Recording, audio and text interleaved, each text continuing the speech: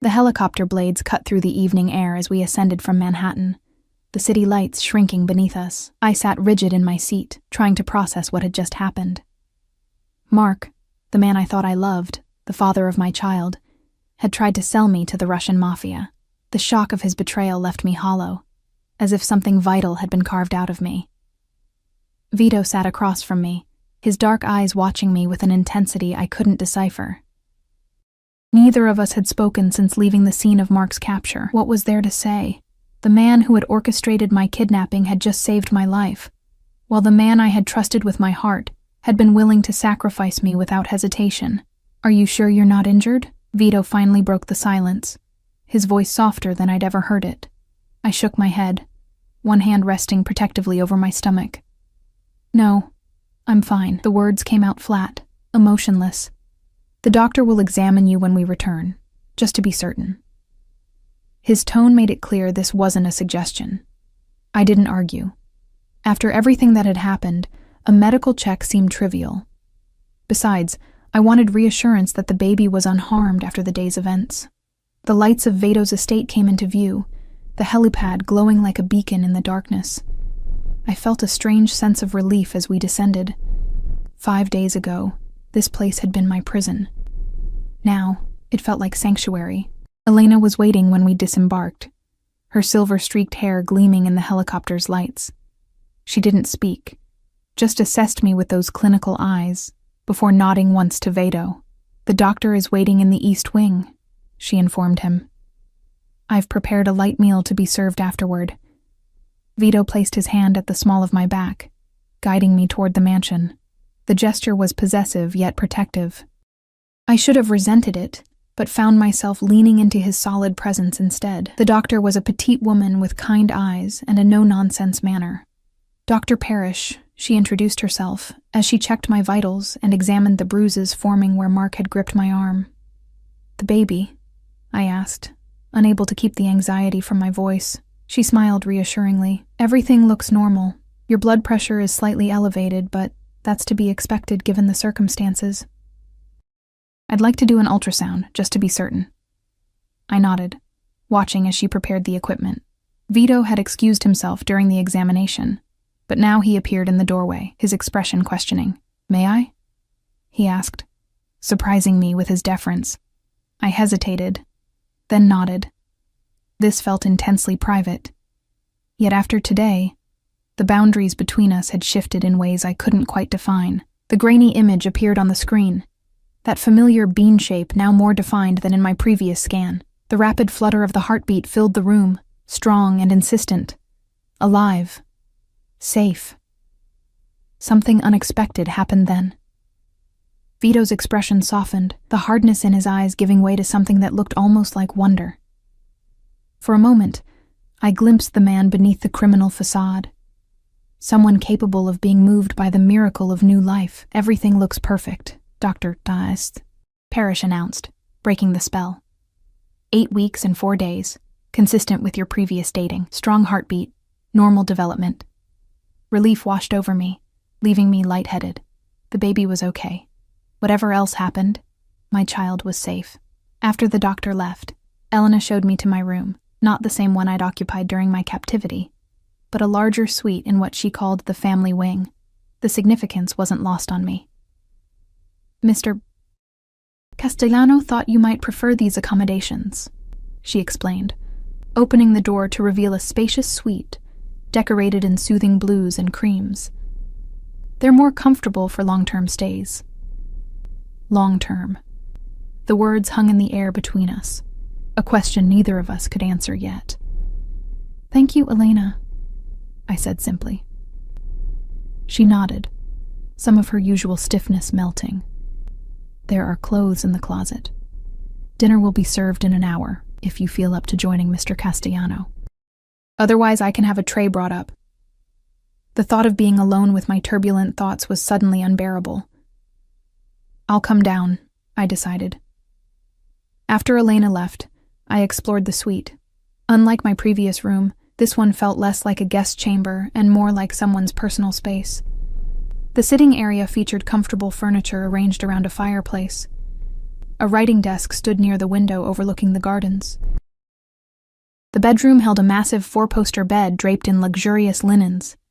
The bathroom was a marvel of marble and glass, with a deep soaking tub and a shower large enough for 3 people, but it was the second, smaller room adjoining the bedroom that stopped me in my tracks.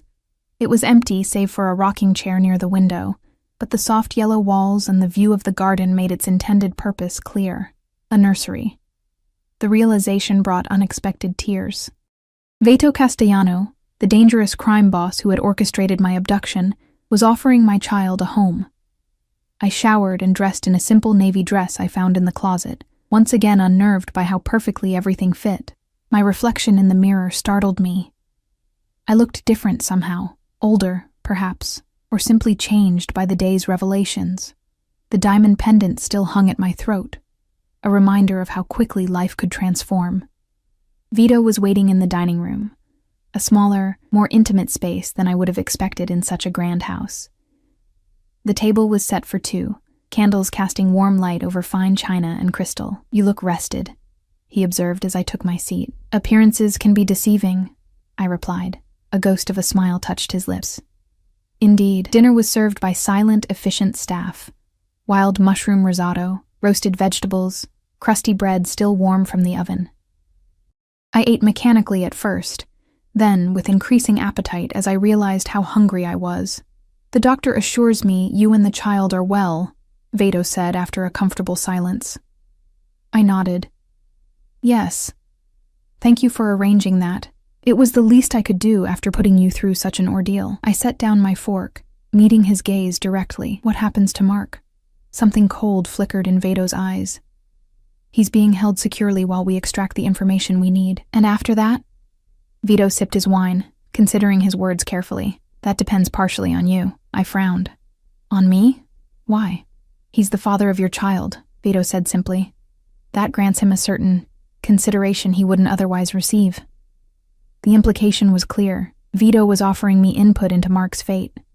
A strange mercy I hadn't expected. "I don't want to know the details," I said finally.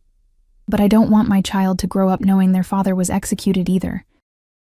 Vito nodded, his expression unreadable. "A reasonable request." We finished dinner in silence, the weight of unspoken words hanging between us. As the staff cleared the dishes, Vito stood and offered me his hand. "Would you walk with me? There are things we should discuss." I accepted his hand, allowing him to lead me through the French doors onto a terrace overlooking the illuminated gardens.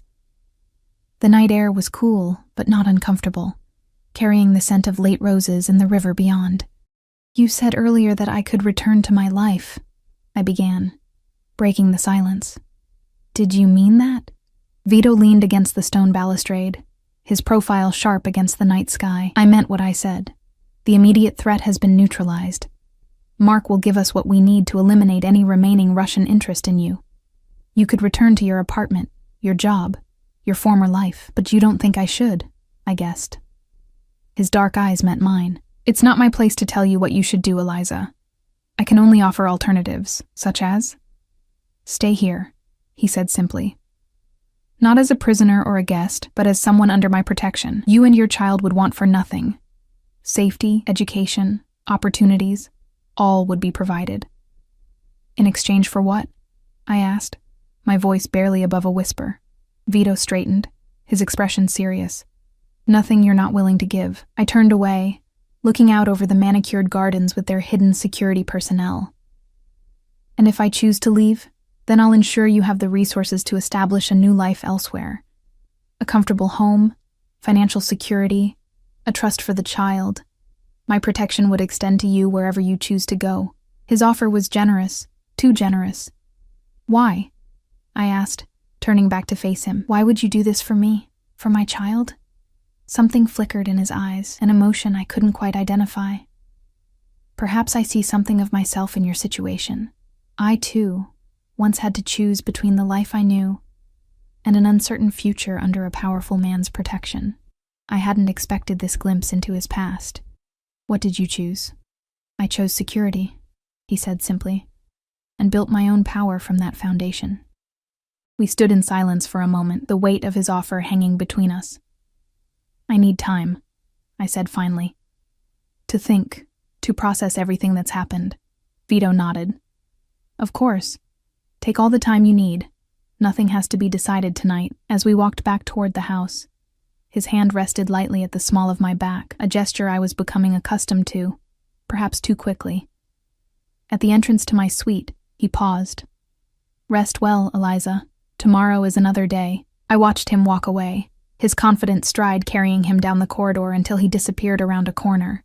Closing the door behind me, I moved to the window. Looking out at the moon-silvered landscape of Vito's estate, my hand drifted to my stomach, to the tiny life growing there. Blissfully unaware of the complicated world it would be born into. What should we do? I whispered to my unborn child. Which path leads to safety? To happiness? The baby, of course, offered no answer. That decision was mine alone to make. I crawled into the massive bed, exhaustion finally overtaking me. As I drifted toward sleep, I realized something unsettling. For the first time since learning of my pregnancy, I had thought we instead of I. Somehow, in the space of a few chaotic days, my future had become inexorably linked with Vito Castellanos, for better or worse. Morning came with soft light filtering through gauzy curtains. For a moment, I lay disoriented, struggling to place the unfamiliar ceiling above me. Then reality crashed back. The cafe, Mark's betrayal, Vito's offer. I placed a protective hand over my stomach, now a habitual gesture. Good morning to you, I whispered. We survived our first week together. A knock at the door interrupted my thoughts. Elena entered, carrying a breakfast tray. Her usually severe expression had softened marginally since yesterday. Mr.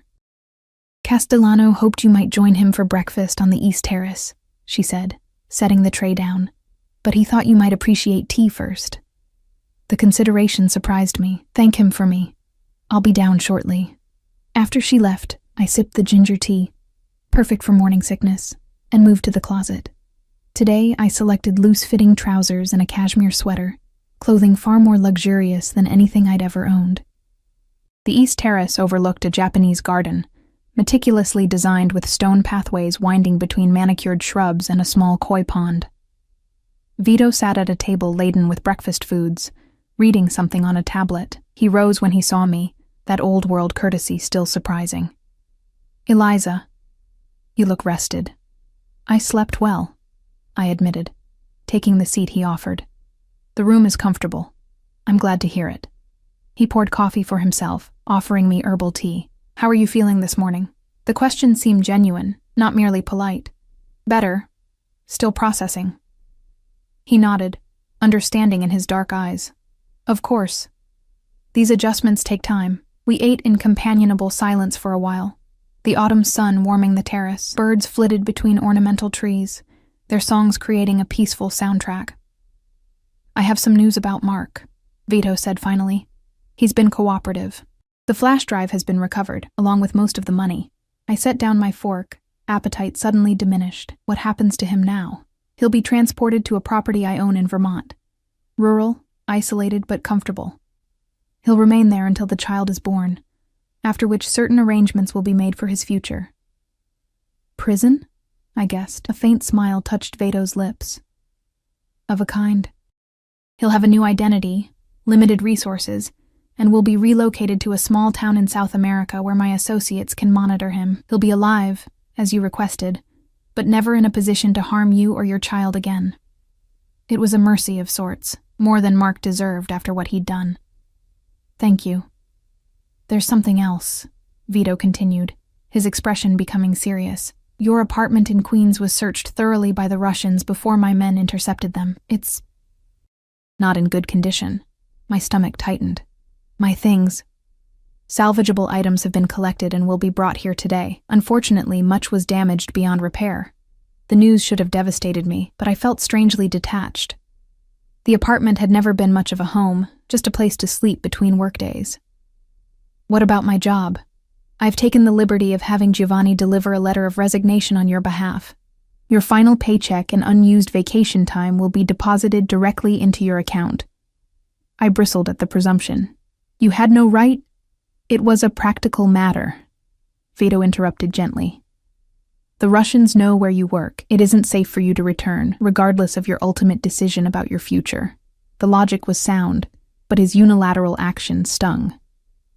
You should have consulted me. He inclined his head in acknowledgement. You're right. I apologize for overstepping. His apology surprised me. I'd expected justification, not contrition. In the future, please include me in decisions about my life.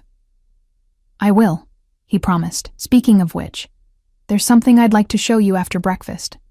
Something that might help with your decision. Curiosity piqued. I agreed. After finishing our meal, Vito led me through the mansion to a wing I hadn't explored before. The architecture here was newer, the decor more modern than the rest of the house. This is my private office, he explained, gesturing to a large room dominated by floor-to-ceiling windows and sleek furniture. One wall held multiple screens displaying news feeds, market data, and what appeared to be security camera footage from various locations. You're showing me your command center? I asked skeptically. In a manner of speaking. He moved to a concealed panel in the wall, pressing his palm against it. A hidden door slid open, revealing an elevator. What I want to show you is below. Wariness crept up my spine. Below? My legitimate business interests, he clarified, seeing my expression. The foundation of my empire. The elevator descended silently, opening onto a corridor lined with glass-walled offices. People in business attire moved purposefully between spaces, carrying tablets and engaged in conversations that looked entirely ordinary and professional. Welcome to Castellano Enterprises, Vito said, guiding me forward, the legal face of my operations. As we walked, he explained the various divisions: property development, venture capital, technology investments, art acquisition.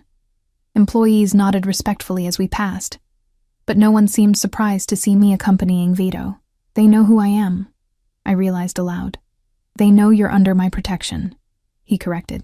Details aren't necessary. We paused at a glass-enclosed conference room where a diverse group of people were engaged in an animated discussion around a table covered with architectural models. This is our charitable foundation, Vito explained, currently planning a community center in the Bronx. Healthcare, childcare, educational resources for low-income families. I studied him, trying to reconcile this philanthropic side with the man who had orchestrated my abduction. Why show me this? He led me to a quieter area, a small sitting room overlooking an indoor garden, because I want you to understand that what I offer you and your child isn't just protection, Eliza. It's legitimacy, a foot in both worlds. Both the criminal and the legal, I clarified. Both are part of my reality, he acknowledged without defensiveness. The foundation of my power was built through means you might find objectionable, but its purpose has evolved. What I've built now serves something greater than myself. Your family, I guessed, remembering the photographs in his study. What remains of it, he agreed, shadows crossing his face. And perhaps, if you choose, yours as well. The implication hung between us, neither fully articulated nor denied. I need to make a call, I said suddenly. To my friend Jenna. She must be worried sick about me. Of course, Vito agreed readily. You can use the secure line in my office. Complete privacy. His immediate accommodation of my request surprised me. I'd expected resistance, monitoring, control. Instead, he was offering trust. Back in his office, he showed me to the phone. I'll leave you. Take as much time as you need. At the door, he paused. Eliza, I hope you understand. I'm not attempting to coerce you into a decision. Whatever you choose, my offer of protection stands. After he left, I dialed Jenna's number with trembling fingers. She answered on the second ring. Hello? Her voice, so familiar, brought unexpected tears to my eyes. Jen, it's me. Eliza? Oh my God, where have you been? I've been trying to reach you for days. Your apartment's trashed. You're not answering your phone. Your neighbor said men in suits took you away. I was about to file a missing person report. The concern in her voice was genuine, reminding me that despite everything that had happened, I still had connections to my old life. I'm safe, I assured her. It's complicated. Remember that ultrasound I was going to send you? I accidentally sent it to someone else, and things spiraled from there. I gave her an abbreviated version of events, omitting the more frightening details while conveying the essence. Mark's betrayal, the danger I'd been in, the protection I'd been offered. "Wait," she interrupted. "You're staying with some rich guy who's offering to take care of you and the baby? Who is this man?" "His name is Vito Castellano." A pause. "The Vito Castellano, the billionaire developer?" Her response startled me. "You know who he is?" "Eliza, everyone in real estate knows who he is. His company restored that historic theater in Brooklyn last year. There was a huge spread in Architectural Digest. He's seriously connected. Old money mixed with new ventures." I struggled to reconcile Jenna's description with the man I knew, the criminal boss who spoke casually of eliminating threats, who had orchestrated my abduction without hesitation. "What should I do, Jen?" I asked, my voice small. "Do you feel safe with him?" she asked after a moment. "Strangely, yes," I admitted. "Safer than I've felt in a long time." "Then maybe give it some time," she suggested. "Figure out what you want, what's best for the baby. Just be careful, okay? Men like that are used to getting what they want." After promising to stay in touch, I hung up, my mind churning with new perspectives. Jenna's recognition of Vito as a legitimate businessman rather than a criminal figure complicated my understanding of him. I found him waiting in the Japanese garden, standing beside the koi pond. The morning sunlight caught the silver at his temples, softening his usually severe appearance. "Did you reach your friend?" he asked as I approached. "Yes, thank you." I paused, studying him. "She knows who you are. She called you a billionaire developer." Something like amusement flickered in his eyes. "The public face of Castellano Enterprises is quite respectable." "And the private face? Does what is necessary to protect what's been built." He met my gaze directly. "I've never pretended to be a saint, Eliza. But neither am I the devil you might imagine." The complexity of the man before me was becoming clearer. Neither purely evil nor good, but operating by a code I was only beginning to understand. "I'd like to see more of the grounds," I said, changing the subject. "If that's permitted." "Of course. Would you like company, or would you prefer to explore alone?" The offer of solitude surprised me. Another small freedom I hadn't expected. "Alone, I think. For now." He nodded. "The entire estate is secure. Feel free to go wherever you like. Elena can provide you with a map if you wish." As I turned to leave, he called after me softly. "Eliza?" I looked back. "Take all the time you need. Some choices shouldn't be rushed." The estate grounds were more extensive than I'd realized. Armed with a map from Elena and comfortable walking shoes, I set out to explore. The crisp autumn air filled my lungs, a welcome change from the mansion's carefully controlled atmosphere. Beyond the manicured gardens near the house, the property transitioned to more natural landscapes, wooded areas with walking paths, meadows where wildflowers still bloomed despite the season, and finally, a bluff overlooking the Hudson River. I stood there for a long time, watching the water flow past, carrying boats and barges toward the distant city. The vastness of the property reinforced what I was coming to understand about Vito Castellano. His power extended far beyond what I'd initially comprehended. This wasn't merely the home of a criminal boss. It was the domain of someone whose influence spanned worlds both legitimate and otherwise. My wandering eventually led me to a small stone building nestled among old-growth trees. Curiosity drew me closer. Inside, I found a pristine home gym with state-of-the-art equipment, a yoga studio, and what appeared to be a martial arts training space. "Ms. Reynolds." The voice startled me. I turned to find a compact man with close-cropped gray hair watching me from the doorway. "I'm sorry. I didn't realize anyone was here." I apologized. "No apology necessary. Mr. Castellano informed the staff you have full access to the grounds." His accent was faintly Eastern European, his posture military straight. "I'm Alexei, head of security, and, if you're interested, martial arts instructor." "You teach?" I asked, gesturing to the training space. He nodded. "Mr. Castellano believes everyone in his household should be capable of self-defense, including guests." The offer was implicit. "I don't have any experience," I admitted. "All the more reason to learn," he responded matter-of-factly, "especially in your condition." My hand moved instinctively to my stomach. "You know?" Security is my responsibility, Ms. Reynolds. Your safety and the safety of your child are primary concerns. His expression softened slightly. My wife trained until her 7th month with both our children. Nothing strenuous, just fundamentals. It gave her confidence. The idea appealed to me, not just for the physical benefits, but for the sense of control it might offer. After being kidnapped, after Mark's betrayal, the thought of being able to protect myself held undeniable allure. When could we start? I asked. Tomorrow morning, if you wish. 9 o'clock?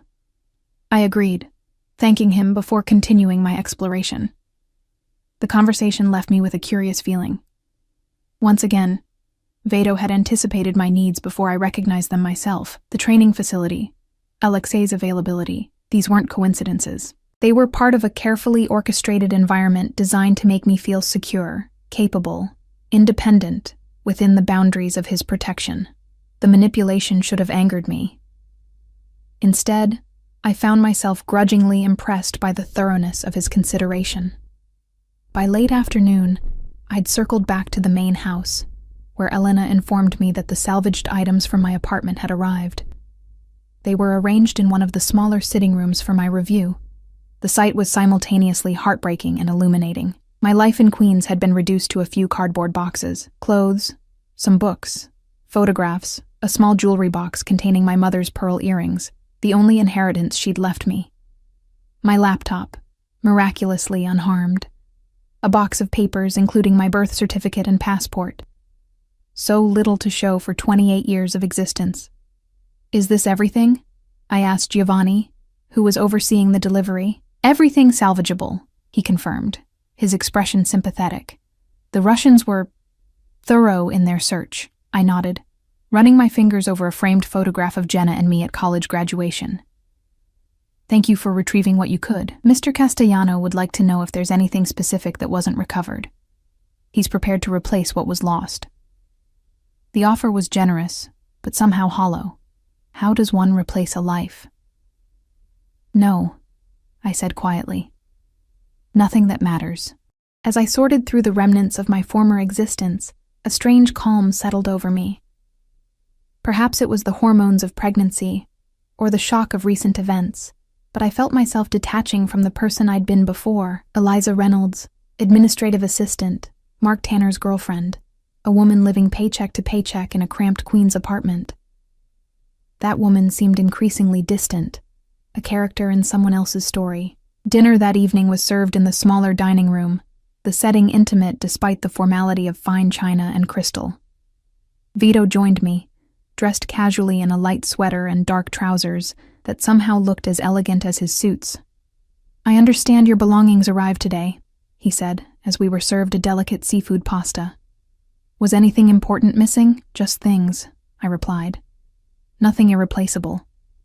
He studied me over his wineglass. You seem at peace with that. I'm surprised myself, I admitted. Maybe it's easier to let go when you've already lost so much. His expression softened. Or perhaps you're stronger than you realize.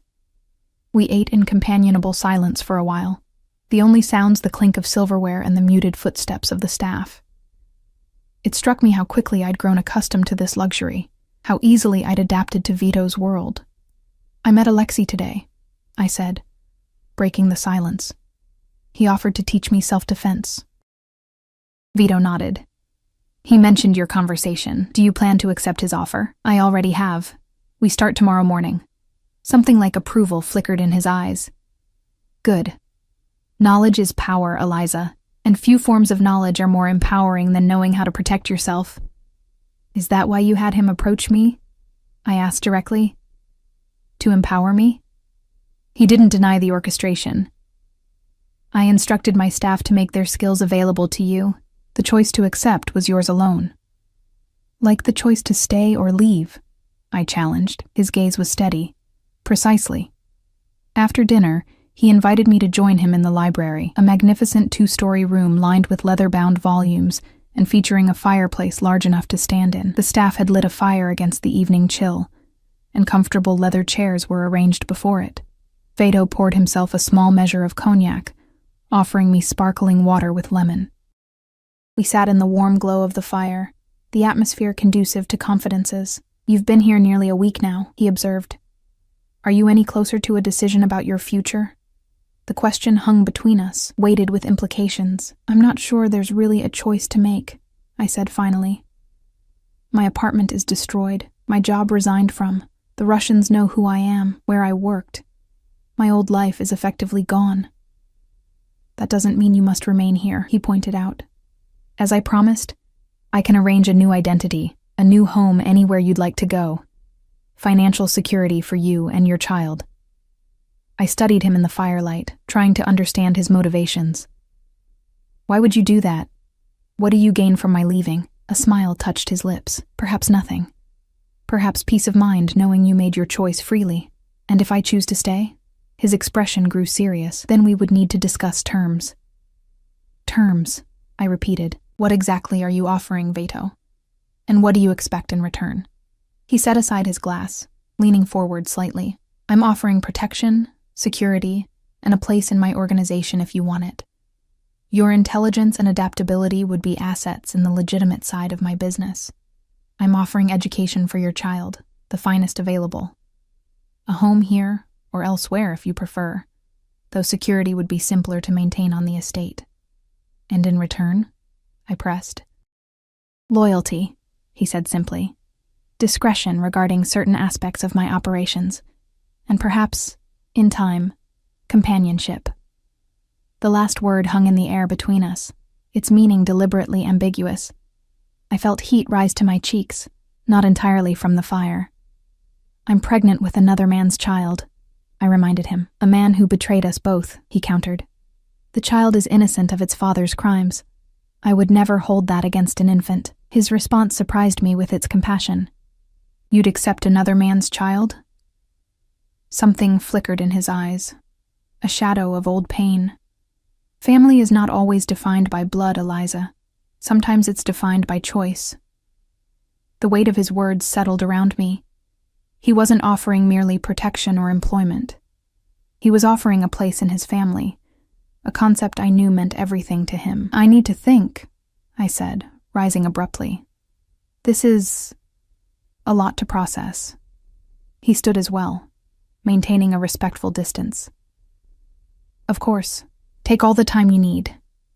I paused at the library door. "Thank you for being honest about your expectations. Always," he promised. "Whatever exists between us will be built on truth, not deception." Back in my suite, I stood before the window, looking out at the moonlit grounds. The contrast between my old life and this new potential reality couldn't have been starker. A week ago, I was an administrative assistant, struggling to make rent, pregnant, and abandoned. Now I was being offered a life of luxury, security, and power, by a man whose world operated by rules I was only beginning to understand. What kind of mother would I be if I accepted? What kind of person would I become in Vado Castellano's orbit? And yet, what kind of future could I provide for my child alone, constantly looking over my shoulder for threats from Mark's past? I placed both hands on my still flat stomach. "What should we do, little one?" I whispered. "Which path leads to happiness, to safety, to a life you deserve?" As if in answer, my phone chimed with a text message. Jenna checking in after our conversation earlier. "Just making sure you're okay. Love you. Whatever you decide, I'm here for you. XO." The message brought unexpected tears. A reminder that regardless of what I decided, I wasn't entirely alone in the world. I had at least one connection to my past life, one person who cared about my well-being without ulterior motives. Perhaps that was what ultimately tipped the balance. The knowledge that I could choose Vito's world without completely severing ties to my own, that I could accept his offer without losing myself entirely. That night, I slept more soundly than I had since discovering my pregnancy. When morning came, I dressed in workout clothes and made my way to the training facility where Alexei waited. The first step, I realized, toward claiming whatever new life I was building, not as a victim of circumstances, but as someone making deliberate choices for herself and her child. And if those choices led me deeper into Vado Castellano's world, that too would be my decision to make. 2 months passed in a rhythm I never could have imagined before. Each morning began with training with Alexei. Simple exercises designed to improve balance and strength, modified as my pregnancy progressed. My body was changing, a small but definite curve now visible beneath my clothes. At 12 weeks, I'd graduated from morning sickness to a ravenous appetite that amused the kitchen staff. Autumn deepened around the estate, the trees blazing with color, before surrendering to November's chill. I'd watch the transformation from various windows of the mansion and during my daily walks around the grounds. The gardens had been put to bed for winter, the outdoor furniture covered or stored away, but I found the stark landscape held its own beauty. I still hadn't given Vito a definitive answer about my future, and he hadn't pressed for one. Instead, he'd simply incorporated me into his daily life, as if my presence was the most natural thing in the world. We shared meals, discussed books from his extensive library, and occasionally watched films in the media room. He included me in conversations about his legitimate business ventures, valuing my opinions in a way Mark never had. It was during one such conversation that I realized how much my perspective had shifted. The community center plans need revision, Vito was saying as we sat in his office reviewing architectural drawings. The childcare facility is too small for the neighborhood's needs. I studied the blueprints, mentally calculating square footage and potential occupancy. If you expand eastward instead of northward, you could increase capacity without sacrificing the playground space. He considered this, dark eyes thoughtful. That would require purchasing the adjacent lot, which you already own through your shell company, I pointed out, having reviewed the property portfolios the previous week. It's currently leased to a storage facility, but the contract expires in January. A smile touched his lips. You've been paying attention. I'm a quick study. His expression grew serious. Yes, you are. Which is why I'd like you to consider taking a more formal role in the foundation. We need someone with your analytical skills and compassion to oversee the community outreach programs. The offer startled me. You're offering me a job? I'm offering you a purpose, he corrected. One that would allow you to make a difference while providing for your child's future. I couldn't deny the appeal of his proposal. The foundation's work was genuinely beneficial, providing resources to underserved communities, creating educational opportunities, funding healthcare initiatives. That it was financed by money from Vito's less legitimate enterprises was a moral complexity I was learning to navigate. I'd need to finish my degree, I said finally. I'd been 3 credits short of completing my business administration degree when financial necessity had forced me to take the administrative job at the law firm. Easily arranged, he replied. Online courses, or private instruction if you prefer. That evening, as I prepared for bed, I found myself standing before the mirror in my bathroom, studying my changing body. My hands cradled the small swell of my abdomen, marveling at how something so tiny could catalyze such monumental changes in my life. Your timing is impeccable, little one, I murmured. You've turned everything upside down. But maybe that's exactly what needed to happen. A soft knock at my door interrupted my reflections. Elena stood there, her usual severe expression softened by what might have been concern. Mr. Castellano asked me to deliver this, she said, handing me a small gift box tied with a simple ribbon. He apologizes for the late hour, but thought you might want it before tomorrow's appointment. Tomorrow was my first formal prenatal visit with the obstetrician Vito had arranged. A discreet doctor with impeccable credentials who made house calls to the estate, the 12-week milestone. I thanked Elena, curious about the unexpected gift. Alone again, I opened the box to find a delicate gold chain with a small pendant. Not diamonds this time, but a simple protective charm. The note inside read simply, "For luck tomorrow. No tracking devices this time, I promise. V." The self-deprecating humor made me smile. It was a side of Vito few people ever saw. This capacity for gentleness, for acknowledging his own heavy-handed methods with a touch of wry awareness. I fastened the necklace around my throat, the pendant resting just above my heart. A talisman for tomorrow's milestone, yes, but also something more. A tangible symbol of how far we'd come from those first tense days of captivity and suspicion. The doctor's visit the next morning confirmed what I'd already sensed. The baby was developing perfectly, 12 weeks and 3 days, right on schedule. I watched the ultrasound screen in wonder as the tiny form moved with surprising energy, No longer a bean-shaped cluster of cells, but recognizably human, with distinct limbs and a profile I strained to memorize. "Would you like to know the sex, Dr. Bo?" Abrams asked, her experienced eyes reading something in the grainy image that I couldn't discern. I hesitated, suddenly wishing Vito was present, rather than respectfully waiting in his study. This felt like a decision we should make together, a thought that startled me with its implications. Not yet, I decided. Maybe at the next visit. After the doctor left, I found Vito in the library, pretending to read, though I suspected he'd been waiting for news. The careful neutrality of his expression couldn't quite mask his concern. "Everything's perfect," I announced from the doorway. "Exactly the right size, strong heartbeat, all the proper parts in all the proper places." Relief washed over his features, followed quickly by genuine pleasure. "That's wonderful news, Eliza." I crossed to where he sat, impulsively handing him the ultrasound images. "See for yourself." He studied the photos with an intensity that moved me, his finger tracing the outline of the tiny profile. "Remarkable," he murmured. Perfect indeed. Something shifted between us in that moment. Some last barrier dissolving. I found myself perching on the arm of his chair, our shoulders touching as we looked at the images together. "Dr. Abrams offered to tell me if it's a boy or a girl," I said. I decided to wait. "A wise choice," he agreed. "Some surprises are worth preserving." We sat in companionable silence for a moment, the fire crackling in the hearth, the weight of unspoken emotions filling the space between us. "I've been thinking about your offer," I said finally. "The position with the foundation." He looked up, careful hope in his eyes. "And I'd like to accept, with a few conditions. Name them. I want to finish my degree first, as we discussed, and I want my role to be substantive, not ceremonial. Real responsibility, real authority to make decisions." He nodded, unsurprised by my terms. "Anything else?" I took a deep breath, reaching the crux of what I'd been contemplating for weeks. "I want to stay here, at the estate.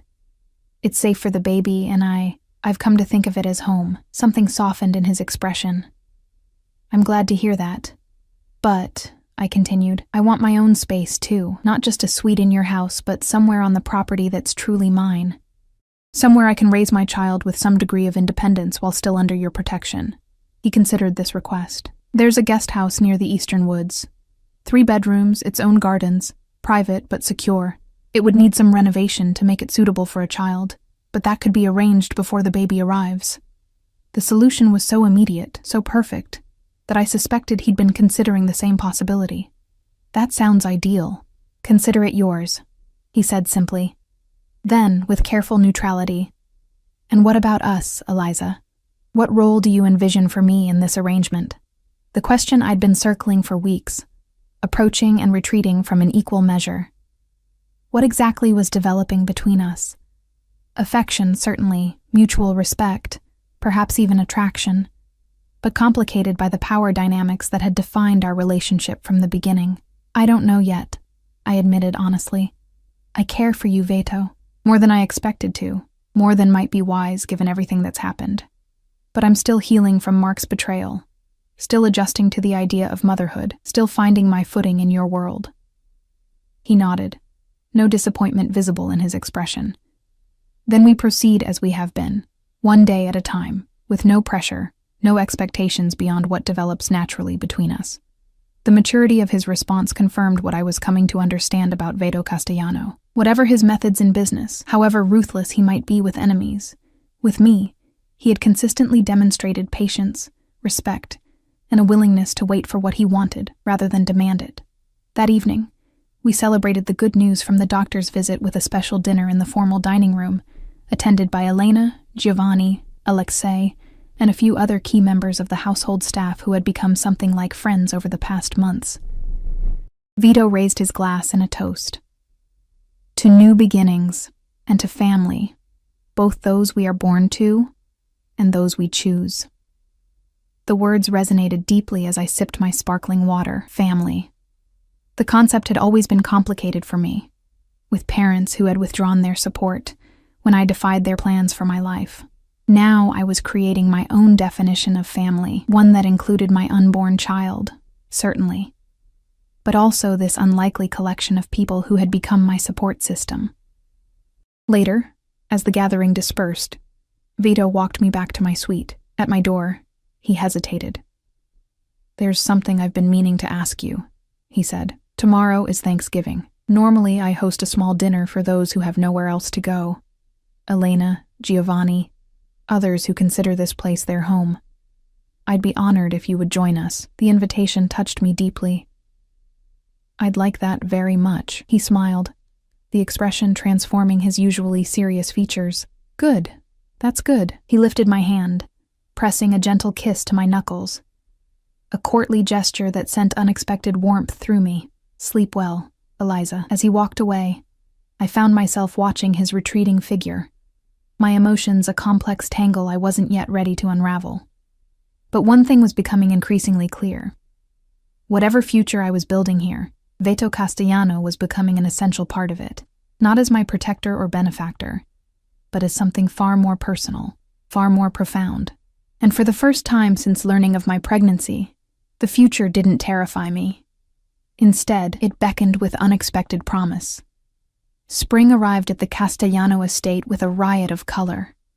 The gardens awakened from their winter sleep, crocuses and daffodils pushing through the soil like nature's promise of new beginnings. I watched the transformation from the windows of the guest house, my home for the past 3 months. True to his word, Vito had renovated the charming 3-bedroom cottage near the eastern woods. The result was a perfect blend of comfort and security: warm wood floors, large windows overlooking private gardens, a nursery painted in gentle sea greens and furnished with everything a baby might need. My space, as I'd requested, but still within the protective boundaries of the estate. At 26 weeks pregnant, I'd settled into a routine that would have been unimaginable to me 6 months ago. Mornings were spent with modified training sessions with Alexei, followed by prenatal yoga. Afternoons, I worked remotely on completing my business degree, occasionally joining Vito in his office to discuss foundation projects. Evenings, we typically dined together, sometimes with others from the household, sometimes just the two of us. Our relationship had evolved naturally as he'd promised.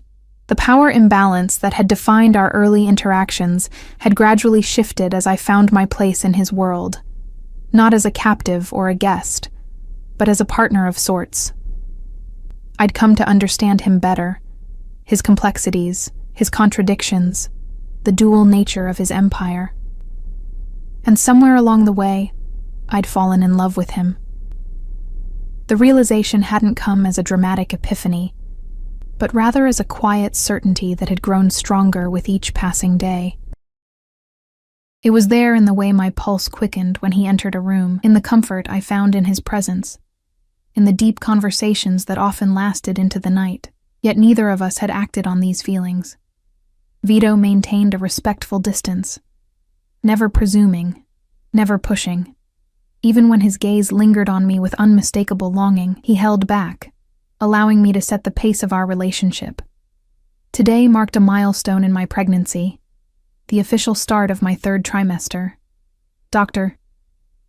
Abrams had confirmed at yesterday's appointment that everything was progressing perfectly. A healthy baby girl, active and developing right on schedule. A daughter. The knowledge still filled me with wonder. I was sitting in the sunroom of my cottage, going through foundation paperwork, when a knock at the door announced Elena's arrival. "Mr. Castellano requests your presence at the main house," she said. "He has something to show you." Curious, I followed her across the grounds, enjoying the warmth of the April sunshine on my face. The main house rose before us, its stone facade softened by climbing roses just beginning to leaf out. Vito was waiting in the entrance hall, dressed casually in a light sweater and dark trousers. His face brightened when he saw me. That private smile I'd come to treasure. "You're glowing," he said, taking my hands in his. "How are you feeling today?" "Like I'm carrying a future gymnast," I replied, placing one of his hands on my rounded abdomen where the baby was performing her daily acrobatics. She never stops moving. The wonder in his expression as he felt her movements still had the power to move me. This man who commanded an empire, whose name inspired fear in his enemies, rendered speechless by the flutter of tiny limbs. "I have something to show you," he said after a moment. "Something I think you'll appreciate." He led me through the house to the wing adjacent to his private quarters, an area that had been undergoing renovation for months. The construction noise had been a constant backdrop to winter, but I'd respected his privacy enough not to inquire about the project. "It's finished?" I asked, as we approached a set of double doors. He nodded, suddenly looking almost nervous. "As of this morning." He hesitated, then added, "What you'll see inside, it's an offer, not an expectation. You're under no obligation to accept." Intrigued by his uncharacteristic uncertainty, I waited as he opened the doors. My breath caught as I took in the space beyond. What had once been several separate rooms had been transformed into a magnificent apartment suite. Floor-to-ceiling windows overlooked the gardens and river beyond. The decor was elegant but warm, with comfortable furniture arranged to take advantage of both the views and the massive fireplace. "It's beautiful," I said, stepping inside, "but I don't understand." "There's more," he said, guiding me through to an adjoining room. It was a nursery, even more elaborate than the one in my cottage. The walls were hand-painted with a mural of an enchanted forest, complete with whimsical animals and fairy lights that could be illuminated at night. A rocking chair sat by the window, positioned to catch the morning light. Beyond that was a third room, a master bedroom with a 4-poster bed and adjoining bathroom that rivaled any luxury spa.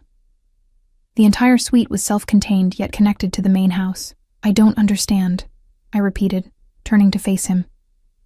Vito took a deep breath. "This is my offer, Eliza. A place for you and your daughter here in the main house. Connected to my quarters, but with your own private space, your own entrance." He hesitated.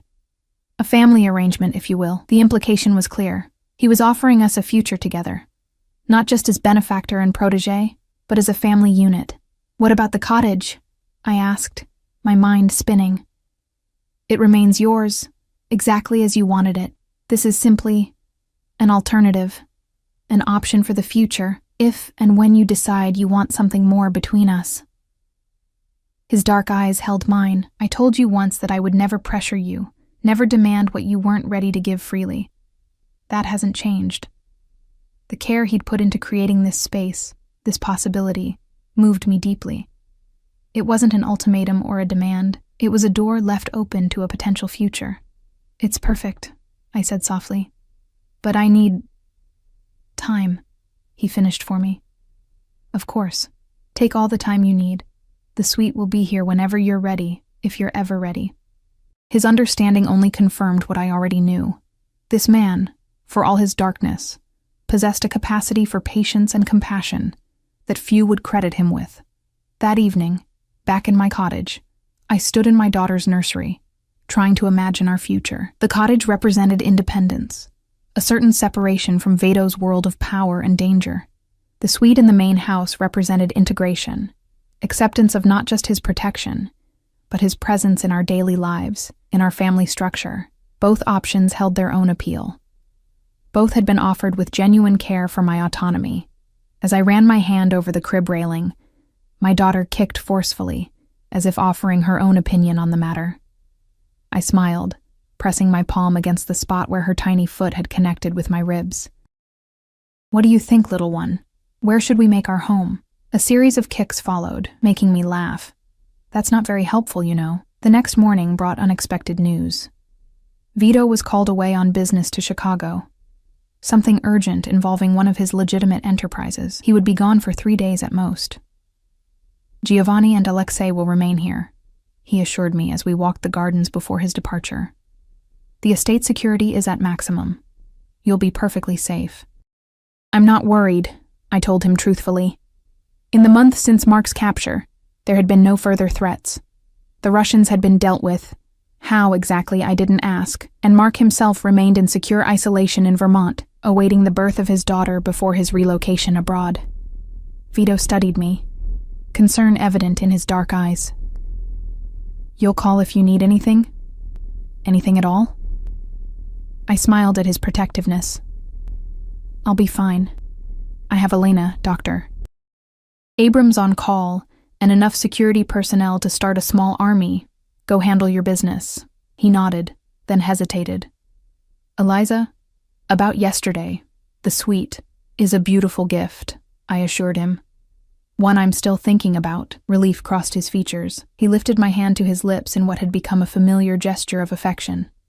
"I'll be back as soon as I can." After he left, the estate felt strangely empty, despite the continued presence of staff and security.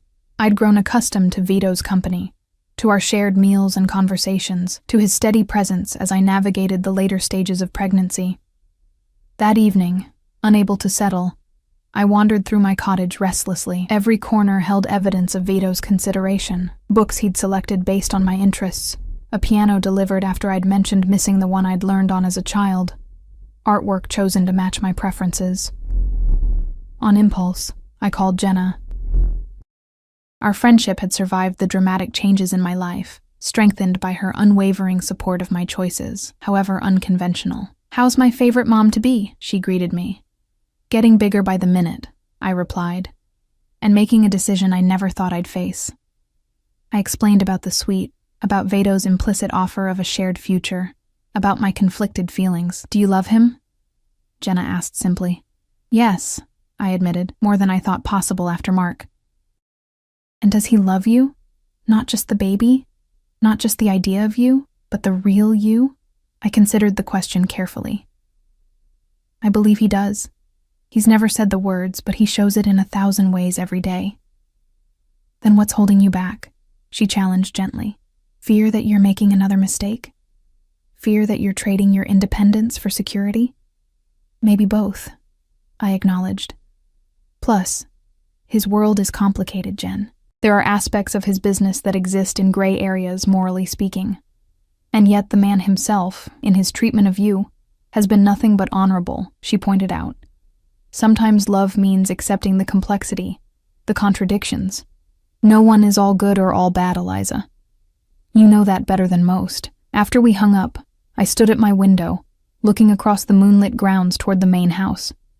Jenna's words echoed in my mind, along with memories of the past 6 months. Vito's unwavering respect for my boundaries, his genuine care for my well-being and my daughter's, the gradual revelation of his character beyond the criminal facade. 3 days passed in quiet reflection. I spent time in both spaces, my cottage and the new suite, trying to feel which one resonated as home.